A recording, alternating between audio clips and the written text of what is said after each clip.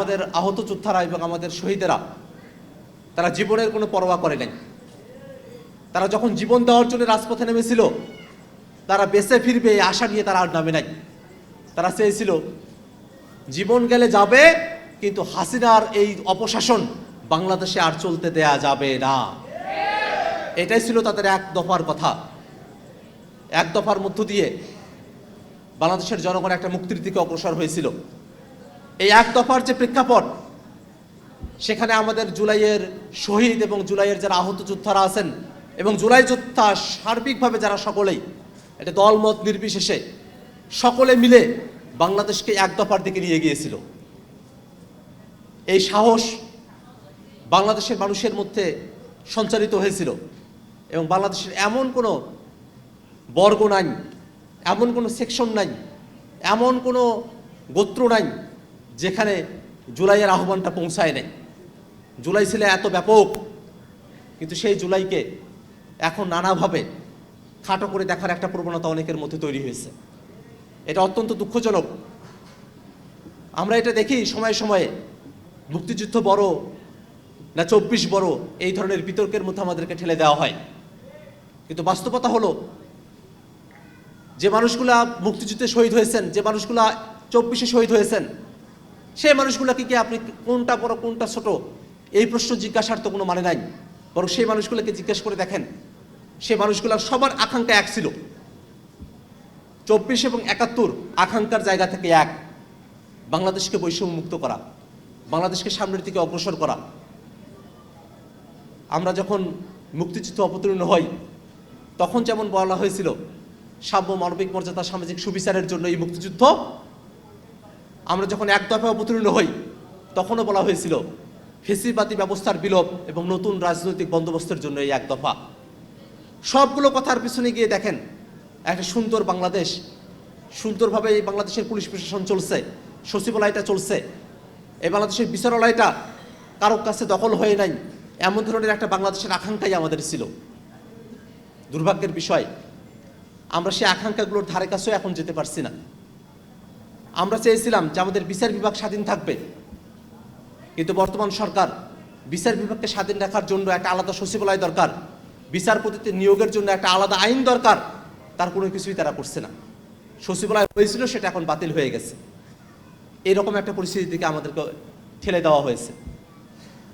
আমরা এই ধরনের পরিস্থিতি দেখতে চাই নাই এবং বাংলাদেশের মানুষেরা যারা 24-এর অভ্যুত্থানের সময়টাতে যারা সামিল হয়েছিলেন, এই মানুষেরা তখনও যে আকাঙ্ক্ষার মধ্যে ছিলেন, এখনও সেই আকাঙ্ক্ষাটা তারা ধারণ করেন এবং তারা এটা বিশ্বাস করেন যদি আকাঙ্ক্ষা থেকে চ্যুতি ঘটে, তাহলে এই মানুষেরা তারা প্রয়োজন হলে আবারও তারা রাজপথে নেমে আসবেন। এই মানুষেরা এমন ধরনের একটা আকাঙ্ক্ষা নিয়ে বাংলাদেশকে তারা দেখেন। দুর্ভাগ্যের বিষয়, সে আকাঙ্ক্ষার কথাগুলো আমরা যখন বলি, তখন আমাদের এই আচরণকে, আমাদের এই কথাবার্তাগুলোকে অনেকে খুবই খারাপভাবে নেয়। কিন্তু বাস্তবতা হলো আমরা তো জুলাইয়ের জায়গা থেকে সবাই এক, কিন্তু কেউ যদি অন্যায় করে সে অন্যায়ের সাথে তো আমরা এক হতে পারি না। কেউ যদি দখলদারিত্ব করে সেই দখলদারিত্বের সাথে তো আমরা এক হতে পারি না। ঠিক আছে, আপনারা যদি সবাইকে সব বিষয়ে এক দেখতে চান, তাহলে অবশ্যই আপনাদেরকে ভালোভাবে রাষ্ট্রটা ফাংশন করাতে হবে। রাষ্ট্রটা যদি আপনারা ভালো করে ফাংশন না করান, সেই জায়গায় তো আপনাদের সাথে আমরা একমত হতে পারবো না। আপনারা দেশটাকে ভালোভাবে চালান, আপনাদের সাথে আমরা একমত থাকবো, তাতে আমাদের কোনো পার্থক্যের জায়গা নাই। বরং আমরা এই কথাটা খুব স্পষ্ট করে বলি, বিএনপি সরকারই দেশ পরিচালনা করুক, তারাই সরকার হিসেবে থেকে যাক। জনগণ তাদেরকে ভোট দিয়েছে, ভোট পেয়েছে, যে পদ্ধতির মধ্য দিয়ে হোক, তারা তো এখন সরকারে আছে, তারা দেশ পরিচালনা করুক, কিন্তু দেশটা পরিচালনা করুক গণভোটের রায়ের ভিত্তিতে। আমাদের কোনো আপত্তির জায়গা নেই, কারণ গণভোট এটা দেশটা কেমন করে পরিচালিত হবে সেটি নির্ধারণ করে দিয়েছে। এই গণভোটের রায় হয়ে যাওয়ার পরে আর ব্যাক স্পেস দিয়ে পেছনে যাওয়ার কোনো সুযোগ নাই।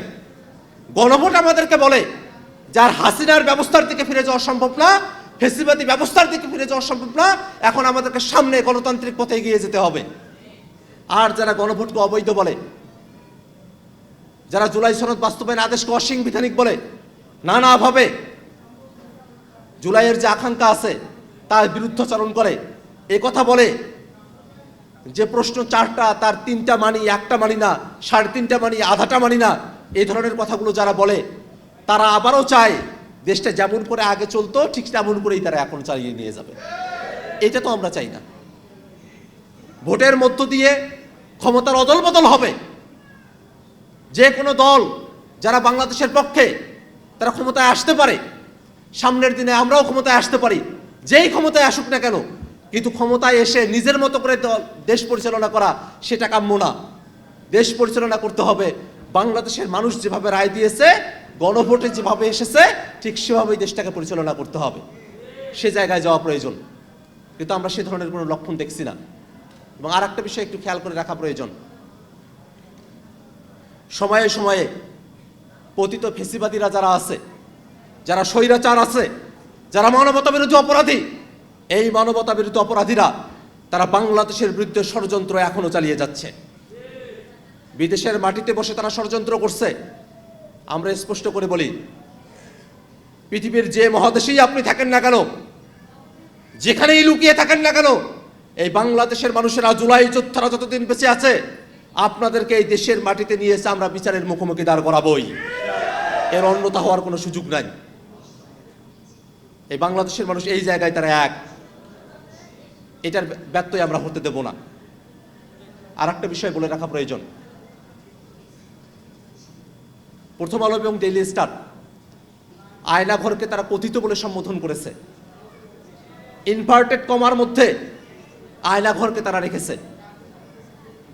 আয়নাঘরের এই দুঃসহ ভয়াবহতা যারা দেখে এসেছেন, সেই মানুষেরা কিন্তু এখনো জীবিত।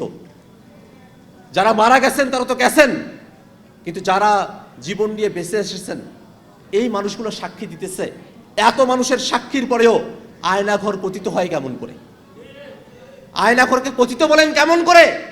এত মানুষ জীবন দেওয়ার পরেও, এত মানুষ ওই আয়নাঘরে নিষ্পেষিত নিপীড়িত থাকার পরেও, বছরের পর বছর আয়নাঘরে যারা থেকে এসেছে তারা জানে আয়নাঘরের ভয়াবহতা কত দূর। সেই মানুষগুলোর ত্যাগ, সে মানুষগুলোর কষ্ট, তার সাথে বেইমানি করার সুযোগ খুঁজবেন না। এটা বাংলাদেশের বিরুদ্ধে অবস্থান নেওয়া, এটা ফেসিবাদী বয়ানের মধ্যে থাকা। এই ফেসিবাদী বয়ান সেটা বাংলাদেশে আমরা আর চলতে দেব না। ভাইরা আমার, আমরা জাতীয় নাগরিক পার্টি এনসিপি, আমরা বাংলাদেশে একটা নতুন রাজনৈতিক পথরেখার মধ্য দিয়ে আমরা অগ্রসর হওয়ার চেষ্টা করছি। আমরা আমাদের শহীদ পরিবার এবং আহত যোদ্ধা যারা আছেন তাদেরকে আমরা বারংবার এটা বলেছি যে বাংলাদেশের পক্ষের যে কোনো রাজনৈতিক দলের সাথে আপনার সমর্থন থাকতে পারে, যে কোনো রাজনৈতিক দল আপনারা করতে পারেন, যে কোনো দলের সাথে আপনাদের অ্যাফিলিয়েশন হতে পারে, কিন্তু যখন বাংলাদেশের প্রসঙ্গ আসবে ঠিক সেই সময়টাতে কে বিএনপি করে, কে জামাত করে, কে এনসিপি করে সেটা দেখার বিষয় না। বাংলাদেশের প্রসঙ্গ আসলে আওয়ামী লীগ যদি বাংলাদেশে মাথা উঁচু করার চেষ্টা করে, ওই সময়টাতে জুলাই যোদ্ধারা আমরা দলমত দেখব না, আমরা সবাই এক হয়ে এই বাংলাদেশের পক্ষেই আমরা অবস্থান নেব। সেই আহ্বানটা আপনাদের কাছে রেখে আজকে আপনারা যারা এখানে উপস্থিত হয়েছেন তাদের সকলকে আবারও ধন্যবাদ জানিয়ে আমি আমার বক্তব্য এখানে শেষ করছি। ইনকিলাব জিন্দাবাদ।